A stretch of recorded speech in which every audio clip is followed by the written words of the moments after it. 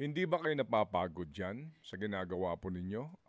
Taon-taon na lang, bata pa tayo, yun pa rin ang issue na ating ipinaglalaban. Opo, hindi ba kayo napapagod? Hindi naman po talaga mapapagod, eh. Pero I get your sense, Kat, Manong Ted, na maari sa ilan nating mga kababayan, meron na ring frustration dahil nga paulit-ulit, eh. Kahit sino po ang umupo. Totoo naman po yun, no? Kahit sino po ang umupo, hindi nawala yung protesta sa SONA dahil nga po hindi naman talaga nagbago yung sistema. Kahit sino pong naupo, nakikita natin yung pattern ng corruption nandoon, yung abuso ng kapangyarihan nandoon pa rin, no, yung kawalan ng malasakit sa mahihirap, yung pagpabor sa mga dayuhan.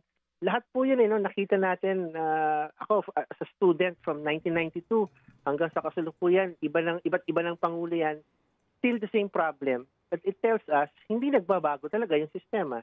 And ang kailangan natin gawin, pag-isipan, pagtulungan, paano natin babaguhin yun para hindi na nga natin kailangan gawin ito. Hindi na natin kailangan gawin itong mga taunang protesta para lang iparating yung ating mga damdamin at hinaing. Yun po siguro ang challenge, no, na hindi dapat kapaguran.